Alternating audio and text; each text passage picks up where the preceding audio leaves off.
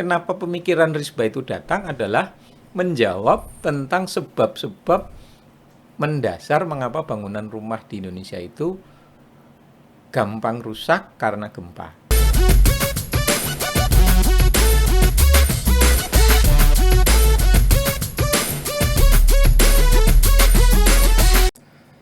Sobat FT, kembali di podcast Grafika. Kejadian alam yang sering terjadi di Indonesia, salah satunya adalah gempa. Dan gempa ini tentu saja punya pengaruh sangat besar. Salah satunya adalah sekian banyak orang akhirnya kehilangan rumah atau tempat tinggal. Kita mengenal salah satu desain rumah yang kemudian dibangun pada daerah-daerah pasca gempa, terutama atau dimulai ketika gempa Lombok di tahun 2018 yang lalu. Rumah tersebut kemudian dikenal dengan nama Risba, rumah instan struktur baja yang tentu saja tahan gempa. Nah, Sobat FT, pada kesempatan kali ini kita menghadirkan seorang insinyur yang merancang Risba tersebut. Kita sambut Dr. Ashar Saputra. Selamat datang Pak Ashar. Terima kasih Mak Pur. Gimana Pak kabarnya hari ini? Alhamdulillah baik. Kayaknya kesibukan selalu hadir terus di Pak Ashar ini, kesana kesini gitu. Alhamdulillah. Ya, semoga tetap sehat selalu sehingga bisa melaksanakan segala kewajiban. Amin. Pak Ashar, kita ngobrol nih tentang Risba yang sudah dirancang oleh Pak Ashar dan saya yakin sudah diterapkan di berbagai tempat gitu kan. Kalau kita awali dengan gempa gitu kan, sebenarnya berapa besar Pak dampak gempa pada hancurnya rumah-rumah penduduk yang ada di seputar atau di tempat gempa itu ada gitu Pak selama ini. Terima kasih Pak Pur. Ini saya ngomongnya karena ini podcastnya Fakultas Teknik, bahasanya agak teknik ya. Siap. Nggak apa-apa gitu.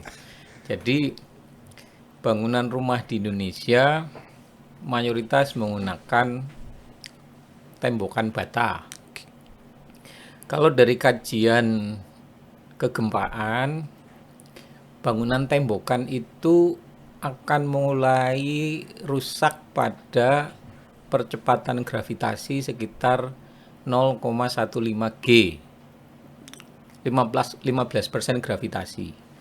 Jadi kalau ada pemicu getaran tanah dengan percepatan yang lebih dari 15% G, maka ada potensi kerusakan rumah tembokan. Kalau contoh saja misalnya di Yogyakarta, itu beberapa peneliti kegempaan menghitung bahwa percepatan tanah yang terjadi itu sekitar 25% sampai 30% G. Berarti kan sudah 2 kali dari batasan yang 15%. Maka rumah-rumah yang terbuat dari tembokan, apalagi tidak didesain dengan baik, ya korbannya banyak, rumah yang rusak banyak. Gempa Jogja itu bangunan rumah rusak berat itu sampai dengan sekitar 250.000 Pak. 250.000. Gempa Lombok itu dari beberapa perhitungan kira-kira percepatan tanah yang terjadi di Lombok Utara sana sama dengan gempa Jogja. Kurang lebih 25% sampai 30% gravitasi. Jumlah rumah yang rusak sekitar 78.000. Ya, gitu kira-kira. Jadi memang kalau kita punya bangunan rumah dengan tembokan, kemudian ada percepatan tanah karena gempa lebih dari 15% gravitasi, kecepatannya ya kemungkinan besar. Kemungkinan rumah yang rusak banyak. Gitu. Apalagi tidak didesain tahan gempa. Apalagi kalau tidak didesain tahan gempa. Nah, itulah jadi presentasinya berapa persen, kalkulasinya tergantung dari itu saja, Mas. Jadi bukan pada berapa momen magnitudenya atau MW-nya berapa, tetapi ukurannya biasanya kalau tembokan itu ada percepatan tanah dengan nilai 15% G, ya siap-siap saja yang tembokan bata itu akan rusak. Kira-kira begitu, Pak. Baik, Pak Ashar, artinya sampai saat ini potensi rumah itu rusak itu bisa dikatakan masih tinggi Pak ya ketika ada gempa. Ya. Dari sisi teknik sipil sendiri, ketika banyak rumah hancur tidak bisa dimanfaatkan sekian ribu, pada kondisi pasca gempa, Ya. dari sisi teman-teman insinyur teknik sipil, rekonstruksinya itu tantangannya jadinya sejauh apa nih Pak? Luar biasa sih. Ya, kalau tantangan rekonstruksi, yang pertama kan berarti satu, jumlah rumah yang harus dibangun ulang sangat besar, Mas.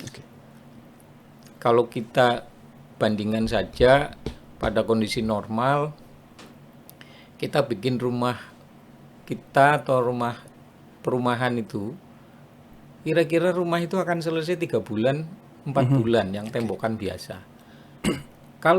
Kalau misalnya perumahan 400 unit saja belum tentu setahun kelar. Lah kalau ini 250.000. Jadi tantangan nomor satu adalah jumlahnya yang besar. Tantangan yang kedua adalah penyediaan material.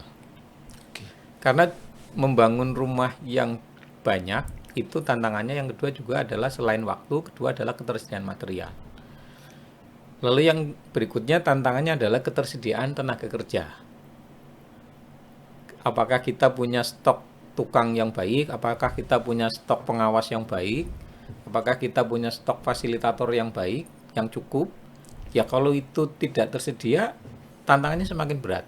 Jadi waktu, bahan, ketersediaan tenaga kerja. Dan jumlah yang besar tadi. Dan jumlah yang besar lagi. Nah, itu tantangan utama, dan hasil yang dibangun ulang harus tahan gempa. Jangan kemudian membangun ternyata yang dibangun tidak tahan sama gempa. sama saja gitu. Padahal saat itu korban gempa tentu saja menunggu. Nah ini Untuk kejar-kejaran waktu. Iya. Oke, Pak Asar, kita coba masuk ke Risba ini Pak. Sebelum detail Risba itu kayak apa gitu, boleh tahu Pak? Ada peristiwa apa yang kemudian memicu Pak Asar menciptakan atau mendesain Risba ini, Pak? Ya, saya mulai pertanyaan diri dulu, Mas. Mengapa bangunan rumah, terutama rumah sederhana Indonesia itu tidak tahan gempa? Oke. Secara singkat dan mudah dipahami, problemnya itu dua. Satu, rumah-rumah itu terbuat dari material yang bersifat getas. Jadi tembokan pasangan bata itu sifatnya getas. Getas mudah. Getas itu digoyang sedikit patah. Itu sifat getas. Lalu yang kedua, berat. Oke. Bata itu kan berat. Jadi kalau teman-teman di teknik sipil pasti belajar mengenai dinamika struktur, bahwa semakin material bangunan itu berat, semakin material bangunan itu getas, maka semakin mudah rusak. Itu sudah jelas. Maka kalau kita ingin membuat situasi lebih baik, ya dua hal itu harus diatasi. Jadi bagaimana kita membuat bangunan yang lebih ringan, yang kedua membuat bangunan yang lebih ulet. Tidak getas tadi. Tidak getas itu tadi. Nah, sebenarnya gagasannya itu, Mas. Oke. Jadi kenapa pemikiran Risba itu datang adalah menjawab tentang sebab-sebab mendasar mengapa bangunan rumah di Indonesia itu gampang rusak karena gempa. Sifat yang berat ditambah dengan sifat yang getas. Maka Risba dicoba untuk mengganti menjadi sifatnya ulet atau liat dan lebih ringan. Nah, itu gagasan utamanya dari situ. Jadi kemudian apa yang bisa kita gunakan untuk material itu lebih ringan dan lebih ulet, pilihannya adalah bahan baja. Nah, maka kita menggunakan struktur utamanya adalah bahannya dari baja. Lalu yang lain-lainnya adalah bagaimana kita mengusahakan agar berat dari bangunan rumah itu sendiri dikurangi atau dibuat menjadi lebih ringan. Itu konsep dasar mengenai Risba, kira-kira seperti itu, Mas. Oke. Apakah bisa dikatakan ulet dan ringan yang menjadi karakter dari Risba ini itu menjadi salah satu tolak ukur bahwa Risba ini tahan gempa, Pak? Ya. Ya, harus begitu. Jadi kalau kita uji di lab dengan desain Risba dengan sifat yang ringan dan ulet tadi, diberikan percepatan setara karena di lab kita tidak bisa memberikan beban gempa yang langsung itu, jadi disetarakan dengan beban horizontal itu. Kalau dikalkulasi itu sampai dengan percepatan 100% gravitasi atau 1G, itu bangunannya masih bertahan gitu, masih bisa dikatakan belum mengalami kerusakan yang signifikan. Yaitu tadi karena sifatnya yang ulet dan kemudian materialnya ringan. Sehingga beban gempanya tidak mudah merusak bangunan. Konsepnya begitu, Pak Pur. Baik, terima kasih Pak Asar. Namun kalau kita memandang rumah itu sebagai sebuah rumah tinggal, tentu saya sendiri akan bertanya bagaimana keawetannya, apakah apalagi ini dibangun ketika gempa, seberapa cepat itu bisa dibangun gitu. Ya. Terkait dua hal ini gimana Pak Asar? Ya, tentu saja setiap investasi untuk bangunan harus diukur agar tidak menjadi negatif investment. Nah, dalam bangunan rumah tentu saja yang dikalkulasi adalah keawetan. Sebenarnya material baja itu ya sudah kita ketahui bersama, itu adalah material yang awet. Saya mendapatkan pengamatan empirik, Pak Pur. Jadi lab bahan bangunan di teknik sipil yang lama itu, struktur atapnya menggunakan baja CNP yang sama yang saya gunakan untuk risba. CNP yang dipakai untuk atap bangunan lab bahan bangunan yang lama itu usianya sudah 40 tahun dan masih baik-baik saja. Artinya baja nggak ada masalah dengan awet karena faktanya 40 tahun jadi atapnya lab bahan masih baik-baik saja. Satu. Nah, untuk bahan baja itu berkaitan dengan kecepatan, itu praktek yang sudah dilakukan adalah biasanya dibuat dulu di workshop, di bengkel. Kemudian setelah siap tinggal dirakit di lapangan. Semua praktek pekerjaan baja kan begitu, Pak. Jadi tidak barang mentah di bawah. Jadi kalau kita coba pada saat awal-awal di Lombok sana, kita praktek satu rumah ukuran 6x6 atau 36 persegi, 36 meter persegi itu bisa diselesaikan dalam 5 hari. 5 hari. Jadi kira-kira urutannya 1 hari untuk bikin fondasi, 1 hari untuk struktur utamanya, balok dan kolom, 1 hari untuk masang atap, sisanya untuk masang dinding dan kusen-kusen. 5 hari selesai. Itu kita praktekkan benar di Lombok. Itu 6x6 tadi Pak? 6x6. Karena standar rekonstruksi dari pemerintah kan bangunannya 6x6. Nah, kita sedang mencoba kalau misalnya teknik nyambungnya diperbaiki, sekarang kita bisa membuat struktur utama balok dan kolom yang tadinya dikerjakan 1 hari, sekarang bisa diselesaikan 1 jam. 1 hari jadi 1 jam, oke. Iya, jadi itu yang kalau ditanya peluangnya untuk kecepatan. Karena memang bangunan dengan bahan baja itu sambungannya bisa kita buat menjadi knockdown. Dicopot pasang itu gampang, seperti Anda masang sadel sepeda itu, Mas. Nah, padha wae ngono itu, Mas. Ya. Oke, Pak Asar. Jadi tahan gempa itu karena ulet dan ringan, kemudian tadi awet, ada unsur baja di situ, kemudian desainnya memang sedemikian rupa sehingga itu bisa cepat dibangun. Secara umum sebenarnya selain baja tadi bahannya apa saja ini Pak? Pertama, yang kedua nanti teman-teman Sobat FT bisa lihat desain yang dibuat Pak Asar, videonya di deskripsi video ini ya.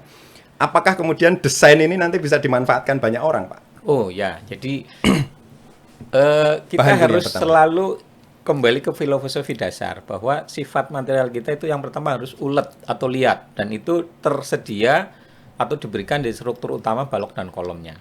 Tentu saja bangunan yang lainnya itu diusahakan untuk menurunkan berat sehingga kalau rekomendasi kami yang pertama kali muncul itu sebenarnya adalah 75 sampai 1 meter bagian bawah itu dibuat dari pasangan tembokan bata. Karena biasanya apa? Ini Indonesia kan banyak hujan. Cipratan air hujan itu kalau kena material tembokan kan nggak ada dampak yang serius. Lalu di atas tembokan itu kita bisa pasang material yang lebih ringan. Sekarang banyak.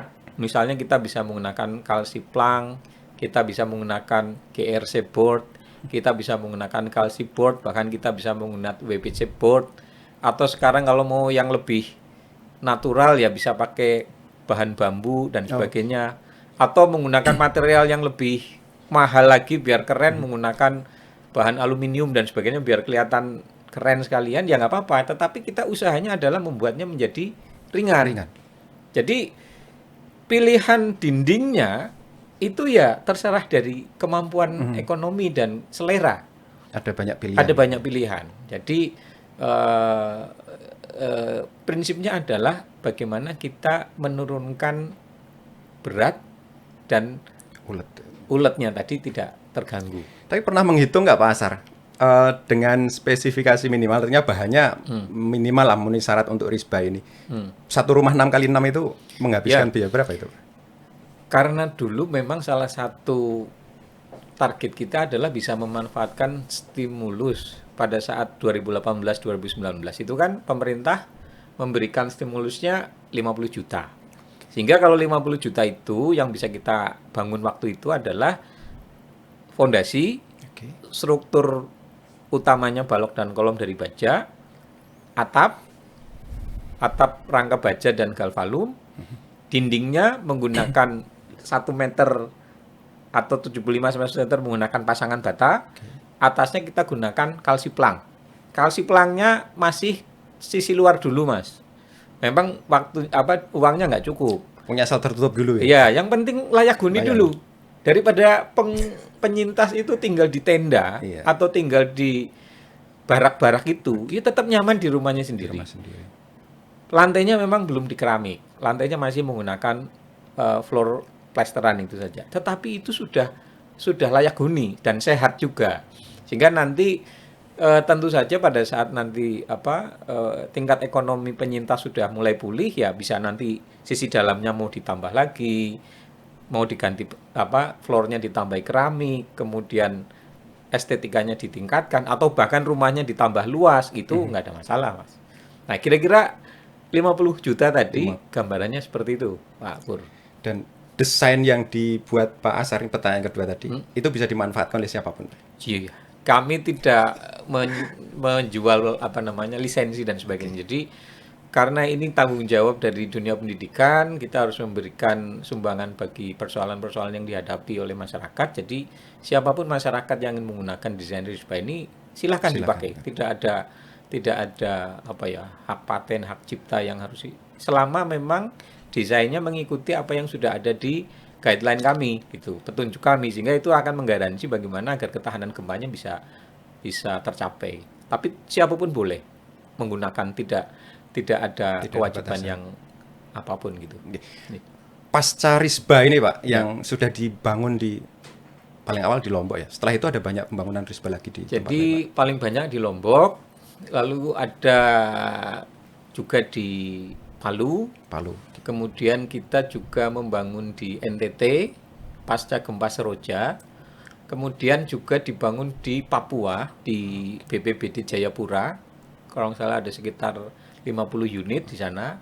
Ini yang sudah melaksanakan. Jadi ternyata keuntungan bahan yang ringan itu Pak Pur. Jadi kami membuat di NTT itu kan di Pulau Adonara, pulau kecil itu, jauh dari Pulau Flores. Kemudian yang di Jayapura juga harus menyeberang pulau. Jadi karena bahannya ringan, naikin kapal, jalan gitu, nyaman saja. Jadi itu keuntungannya, dengan salah satunya adalah mudah ditransportasinya, dan pengalaman kita untuk di pulau-pulau terpencil pun cukup baik untuk bisa melayani karena tidak ada kesulitan untuk mengirimnya. Ya. Kalau pasca pembangunan risba itu, ini jadi catatan juga mungkin bagi teman-teman yang ingin tahu.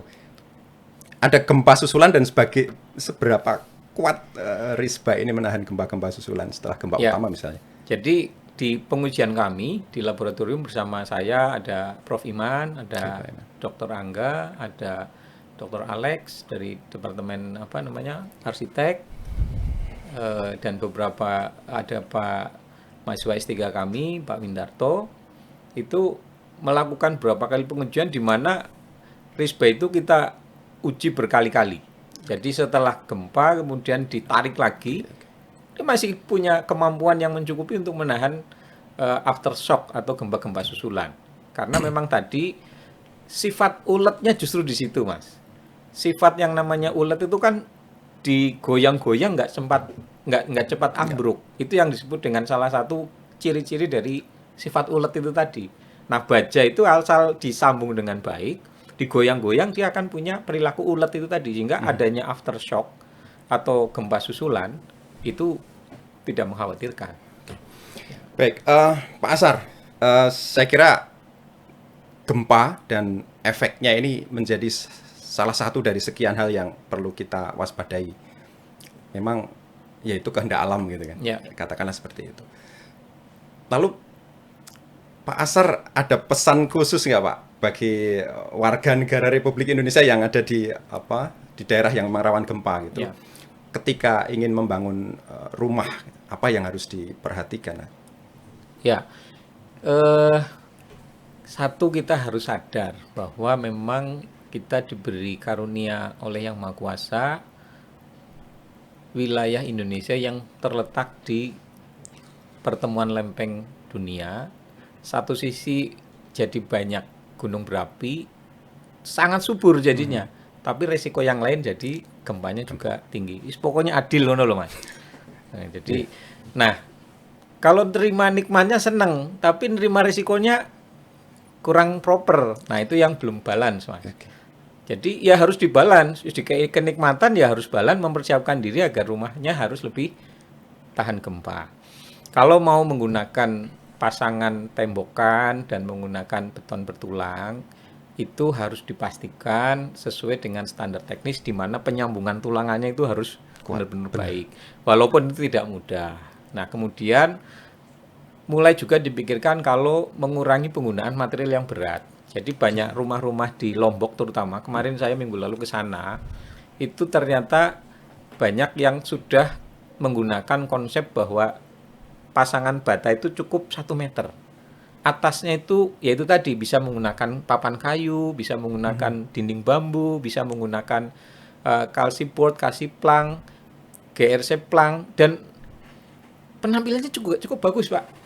Cukup enak dilihat gitu. Enak. Nah, itu adalah harus dipikirkan kesadaran bagaimana menurunkan risiko untuk tidak ambruk ketika ada gempa. Karena memang ya itu tadi, kita kadang-kadang kalau diberi nikmat senang. Ini konsekuensinya terus ora dipikir gitu kan. Nah, padahal itu adalah bagian yang seimbang sebenarnya. Jadi wilayah Indonesia itu berada di pertemuan lempeng dunia, banyak gunung berapi, tanahnya subur. Nah, itu senang kan? Tapi di sisi lain ada risiko karena lempeng benua ya gempanya tinggi. Nah, di situ yang kadang-kadang tidak balance, tidak diimbangi. Sehingga pesan saya kepada semua masyarakat Indonesia, mari kita mulai meningkatkan kesadaran untuk membuat rumah yang lebih tahan gempa. Pilihannya banyak sebenarnya, tidak hanya Risba, tetapi gunakan memang standar-standar yang sudah digunakan baik dari perguruan tinggi maupun dari pemerintah gitu. Nah, ini memang menjadi tantangan kadang-kadang karena kekurangan informasi, masyarakat membangun ala kadarnya. Dan ini yang kadang-kadang menjadi resiko terbesar justru di situ, Pak. Kira-kira begitu, Pak Purwomo. Baik, Pak Asar, terima kasih sekali atas penjelasannya, terutama terkait Risba dan pesan untuk semua warga negara Republik Indonesia bagi yang ingin membangun rumah ya. Kita harus sadar di balik suburnya wilayah Indonesia, tapi ada konsekuensi yang kita harus sadari dan kita harus waspada. Terima kasih Pak Asar, sukses untuk Risba dan riset-riset yang lainnya. Semoga bermanfaat. Sobat FT, kembali kita ketemu lagi di podcast Grafika berikutnya. Salam.